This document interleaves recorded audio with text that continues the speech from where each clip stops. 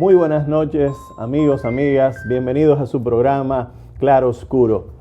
Como siempre nos acompaña nuestro querido hermano y amigo que es el arquitecto y consultor Yogueris Medina.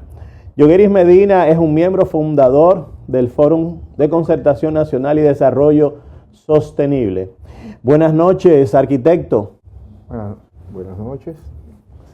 Buenas noches. Para nosotros realmente es un inmenso placer que usted esté acá hoy con nosotros. Hay que ver cómo nació el Fórum de Concertación Nacional. Bien.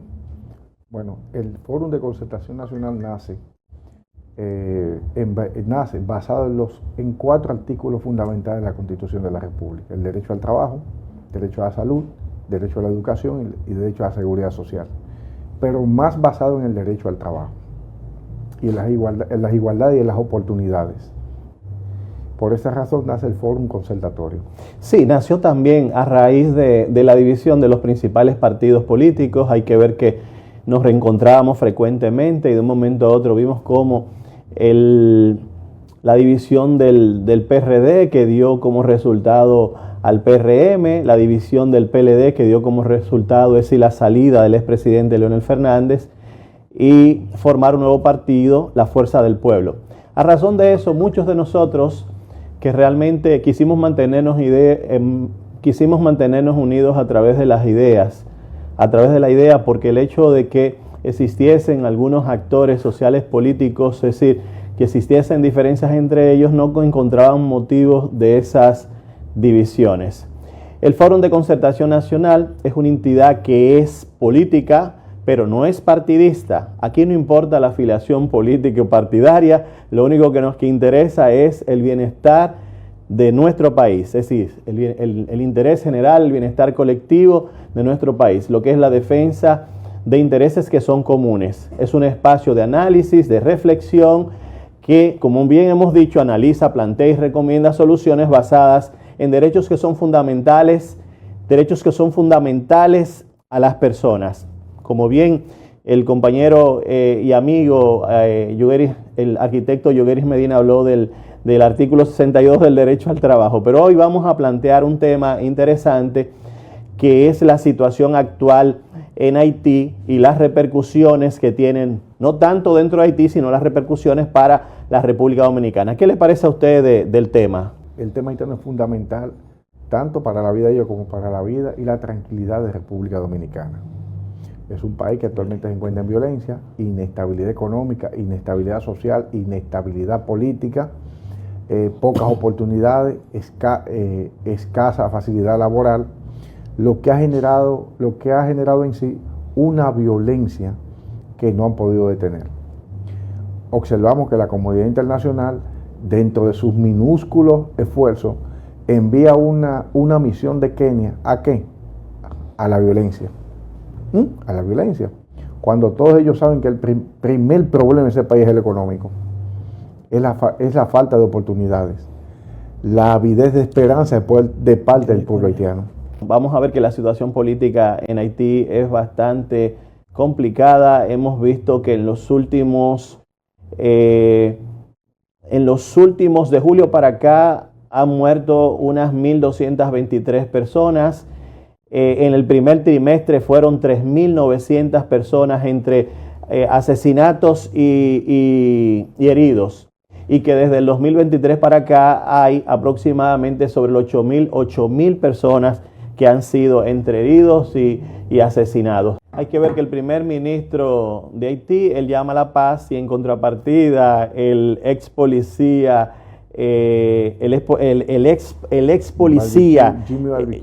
Jimmy Barbecue, sí, llama a las personas a que va a haber terror, contrario a lo que plantea el primer ministro. Vemos que es una situación de bastante inestabilidad en ese país y hay que ver las repercusiones hacia República Dominicana. Hay que ver, las personas tradicionalmente migran buscando mejores condiciones de vida. En situaciones de inseguridad buscan la manera de buscar lugares donde se sientan más seguros. El número de parturientas haitianas en el 2019 en nuestro país era un 20%. En el 2024, hoy en día, es un 40%. Tenemos aproximadamente 200.000 niños haitianos dentro de nuestras escuelas. Eso es el equivalente aproximadamente a unas 6.000 aulas ocupadas por extranjeros. Es decir, el presupuesto de salud por año sobrepasa los 12.000 millones de pesos invertidos en el caso de los haitianos. Y también, por ejemplo, sumando el presupuesto de educación, el presupuesto de salud y el presupuesto de educación destinados a la población haitiana, supera los 38.000 millones. Es para cuestionarse, realmente República Dominicana no tiene cómo cargar con la responsabilidad de la población haitiana. Bueno, vamos a una pausa y enseguida continuaremos con este tema. Continuando, amigos, con nuestro programa de hoy, Claro Oscuro por Hilando Fino, la mejor cadena, el mejor canal. Seguimos con el tema Haití. Es decir, vemos que de cada 10 niños que están naciendo en República Dominicana, 4 son haitianos.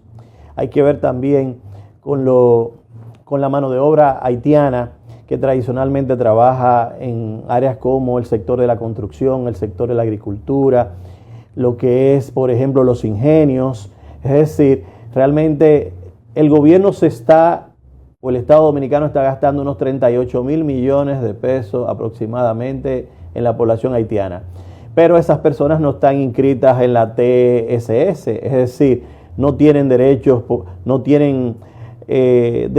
ejemplo, derechos laborales que no los tienen. Si son una mano de obra que, imagínate, no tiene protección social. Entonces, ¿qué pasa? El pasivo laboral no lo están pagando esos sectores, ni el sector agropecuario, ni la construcción, ni los ingenios. No están pagando el pasivo laboral, que es el Estado que lo está pagando. Es decir, no están asumiendo la responsabilidad de retribuir a la TCS lo que deben pagar por esos empleados. Al contrario, la mayor parte de esos empleados están en condiciones de esclavitud. Muchos duermen dentro de esas construcciones. Entonces, eso es algo que es cuestionante. Hay que llegar a acuerdos nobles y libres entre las partes, de tal manera de que una parte solamente no sea rentista, sino que divida parte de las ganancias. Realmente, ¿qué considera usted como miembro de Fórum con relación qué usted plantea para Haití? Un país que prácticamente las instituciones no funcionan, hay una falta de institucionalidad, no tienen un control de crecimiento poblacional, pues no tienen ley general de población, y si no hay control de la natalidad, esa población crece de manera incontrolada. Y entonces, ¿qué es lo que ocurre? Es decir, donde hay tanta pobreza, donde hay un crecimiento tan grande de la población, lo más lógico es que no haya cómo gestionar ni cómo distribuir los recursos. Eso lo que genera es más pobreza. Es decir, la clase intelectual de Haití, con toda certeza que entiende este punto. Es decir, los chinos, cuando vieron que tenían una población muy grande y creciendo de manera desorganizada, entonces lo que hicieron fue que crearon una ley de hijo único, sobre todo para la población mayoritaria, que era el 91%, que era la raza Xin. Entonces, en ese sentido, es decir, fue muy bueno para China, porque se convirtió en lo que era la factoría del mundo, es decir, Made in China. Es decir, todo eso fue favorable. Realmente, ¿qué considera usted como plan para Haití? Te voy a explicar. Lo primero es con el pueblo haitiano es lo siguiente, Franklin. Tiene que crear una comisión internacional o una comisión presidencial internacional que presida Haití, comisión número 1. Crear un plan de intervención en Haití que le permita a 30 años con un asistencialismo programado y construyendo Haití, pero con los propios haitianos. ¿En qué sentido? Tú vas construyendo Haití, tú le garantizas el sustento, ¿verdad? El sustento que ellos antropológicamente tienen escasez, pero tú le garantizas el sustento a ellos de alimentación a cambio de ¿qué? De la construcción de sus viviendas, de la construcción de sus calles. Tú vas construyendo industria, vas construyendo estado, y en 30 años tienes un país, Franklin, lo vas tecnificando, un país le va creando centros de capacitación, le va creando más escuelas, y ya tú en 30 años tienes un país totalmente diferente. a lo que está. ¿Tú crees que si usted cree que realmente nos saldría más barato nosotros aportar a la comunidad internacional de tal manera de que sea en Haití donde se cree ese desarrollo que usted dice, ese asistencialismo programado, es decir, de tal manera a medida que vas formando, capacitando, integrando una economía de mercado, luchando en contra de lo que es la exclusión social, la marginalidad, la pobreza, ¿usted considera que es lo adecuado? Bueno, nos sale mucho más económico en un plan organizado, debidamente sistematizado y un plan honesto, aportar al desarrollo de la comunidad haitiana que como estamos ahora.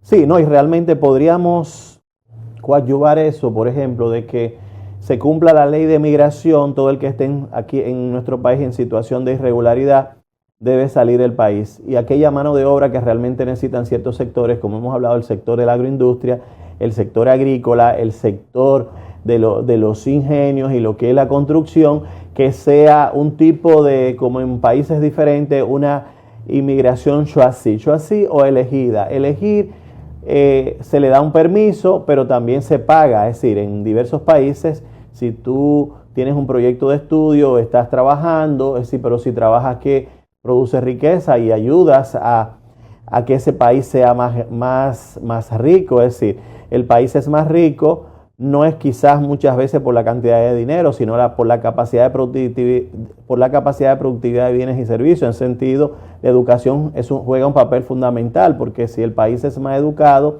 es más competitivo, es más innovador, tiene mayor capacidad de competir en un mercado internacional con diferentes costos, tiene mayor desarrollo tecnológico, va a tener, como produce más, va a combatir más lo que es la inflación, que la única forma de nosotros de considerar de que se combate la inflación es produciendo, no tomando prestado. El tomar prestado genera déficit. Y ese déficit, entonces, imagínate, si tenemos un déficit de un 4% y ese 4% tú podrías invertirlo en la educación, con toda certeza que tuviésemos un poco más avanzado, pero la mayor parte de los gobiernos que hemos tenido son gobiernos clientelares asistencialistas que lo único que generan es pobreza, puesto que convierten a las personas en activos y mercancías, y lo único que le interesa después a quien invierte es sacar los beneficios de la inversión que ha hecho. Entonces, ¿qué es lo que ocurre? En vez de iniciar un proceso de capacitación y de formación, mantenemos 3.5 de millones de personas siendo asistidos a través de tarjeta de solidaridad, a través de Supérate y tantos planes que tiene el gobierno, cuando lo adecuado no era mantener esa necesidad, sino ir eliminándola en la medida que vas capacitando. Es decir, ¿cuántos hemos capacitado? Ya esos no necesitan de ser asistidos. Entonces, Haití, ayudarlo dentro de su país. Yo estoy de acuerdo con usted totalmente de que realmente nos sale mucho más económico mantener, ayudar. Crea un plan, escúchame, si se crea un plan a nivel internacional de intervención que tenga programación de inversiones en sectores neurálgicos como las pequeñas empresas, como la parte agropecuaria, el turismo en Haití, sí. Crear la empresa de manufactura, fortalecer la parte de la empresa de construcción. Entonces tú podrías, de manera programada, un asistencialismo programado, sí, donde tú le garantices a cambio de su casa, la subsistencia a ellos. Sí. Usted me construye su casa, vamos a construir las casas haitianas durante 30 años, yo durante 30 años voy asistiéndote. Tienes seguro el sustento tuyo y de tu familia. Y entonces, de manera paulatina, uno va creándole las empresas y va fortaleciendo el Estado. Sí, no, pero también tienen que tener un control de población. Un control de población. Esa es otra. Sí. Esa es otra, pero si tú no te organizas como Estado, o sea, para tú poder tener un control de la política, una política poblacional que favorezca un control sostenido, no de la manera, no ese control, no de la forma que la población crece, sin una dirección y sin un sentido, pero mucho menos con un control. No hay política de control habitacional en Haití, ni va a haber hasta que tú no fortalezcas el Estado. Bueno, sí, realmente lo entiendo. Creo que en ese plan de asistencialismo programado que usted plantea, yo creo que también podría, si son 193 países miembros de las Naciones Unidas, con certeza, si cada país aporta un grano de arena, con certeza que será más favorable mucho más favorable, consideramos que es la forma más adecuada. Es decir, un país termina siendo rico porque invierte en las personas. Es decir, la rentabilidad de la inversión en el capital humano es mucho más rentable que vender materia prima. Entonces, ¿qué pasa si no tienes la educación suficiente? Es otro quien la explota. Es como dice Gunther Frank cuando él habla de que mantenemos países que no quieren desarrollarse, que quieren seguir siendo pobres, mantienen la misma conducta colonial y neocolonial de mantener debilidad institucional, de mantener gobiernos débiles, de mantener una población débil, de colocar la justicia a su lado, de seguir convirtiendo a las personas en activo y mercancía, en vez cuando lo adecuado era convertirlo en productivos. Es decir, esa es la conducta que hemos visto, y tradicionalmente a los gobiernos no llega el más capacitado, no llegan los más capacitados, los que pueden tener un proyecto de desarrollo coherente, futuro. Es como yo diría todas las veces que tú entras en un trasplante de hígado que va a durar 10 horas, 11 horas, 12 horas, tiene que saber de la A a la Z. Entonces el que mejores condiciones tiene para ser presidente es aquel que se conoce de la A hasta a la Z, cómo va a terminar ese trasplante de hígado, esas 12 horas paso a paso. Es decir, así cuando usted hace un proyecto de desarrollo sostenible y que sea sustentable a través del tiempo para un país, usted sabe cómo hacerlo. Entonces, tradicionalmente, las personas que llegan no es porque tienen las condiciones, llega aquí el que quiere. Aquí no se establecen criterios básicos para usted aspirar a una posición determinada. No, cualquiera viene y aspira, yo quiero ser presidente, y si tiene recursos suficientes, imagínate, lo más lógico es que convierte a los demás en activo y mercancía y después solamente le interesa sacar los beneficios de la inversión que han hecho. ¿Y qué pasa? Ocurre lo que tenemos ahora, lo que estamos pasando ahora. ¿Qué está pasando? Unos gobiernos con una deuda impresionante que no fortalecen lo que son sectores productivos, no fortalecen lo que es el desarrollo económico local de cada comunidad, tiene la mayor parte de la población viviendo en zona urbana, y la zona rural se va quedando despoblada. Entonces, por eso es que tenemos 18,000 hectáreas con capacidad productiva y no están cumpliendo su razón social, que es producir alimentos y en grandes cantidades. Bueno, amigos, vamos a continuar con nuestro programa, pero seguimos luego después de una próxima pausa. Continuamos, amigos, amigas, con nuestro programa Claro Oscuro por Hilando Fino, la mejor cadena, el mejor canal. Seguimos con el tema Haití y República Dominicana. Arquitecto, ¿qué le parece con relación al tema sobre el pasivo laboral, las indemnizaciones que dejan de pagar, ciertos sectores como son el sector de la construcción, el sector de la agricultura, los ingenios, es decir, por los haitianos que no están inscritos en la TCS? ¿Usted cree que debemos llegar a acuerdos nobles y libres entre las partes, abiertos, de tal manera de que haya una responsabilidad compartida? ¿Cree usted que eso le dará mayor derecho al haitiano como extranjero aquí dentro de este país? ¿Qué considera usted? Lo primero es que lo que debemos verificar es si esos haitianos están legales en el país. Porque se supone que el pasivo laboral son las indemnizaciones, los incentivos, cuando los beneficios que se le otorga, el plan de pensiones y las prestaciones laborales derivadas de la ley. Entonces, cuando se deja de pagar, cuando se deja de pagar, quiere dejar dicho dos cosas. Eso tiene un impacto financiero, un impacto en la parte judicial. Pero también quiere decir que esos haitianos no están legales. Porque si usted está legal, el deber es que si usted lo despiden, usted disfrute los beneficios de ley. ¿Pero usted cree que, por ejemplo, es decir, deben llegarse a acuerdos nobles y libres entre las partes, dialogar el tema de tal manera? Lo primero que hay que hacer es ver si están legales. Entonces, si están en condiciones... Luego que están legales, entonces ahí sí. Si están legales, entonces hay que ingresarlo al sistema de beneficio que permite la ley. Si están legales. Bueno, entonces en ese sentido en algunos países lo que hacen es que se le da un permiso de residencia transitoria. Por ejemplo, te lo dan por 3 meses. Yo recuerdo que en Brasil, yo estaba en un programa de estudio, y era diferente, es decir, era un permiso para estar dentro de ese país renovable. Así mantuvo durante todo ese tiempo, tenían justificación que era que estaba haciendo una especialidad. En el caso ahora, si usted está en condiciones de irregularidad, hay que hacer cumplir la ley. Hay otra cosa. Hay que ver si el contrato temporal de trabajo, ¿qué dice la ley? O sea, si usted, vamos a ver esto. En el contrato temporal de ley, o sea, ¿qué dice la ley con respecto a un contrato temporal? ¿De cuáles beneficios usted disfruta si a usted lo despiden? ¿De cuáles beneficios usted disfruta en ese tiempo si la empresa aumenta su capital, aumenta sus ganancias?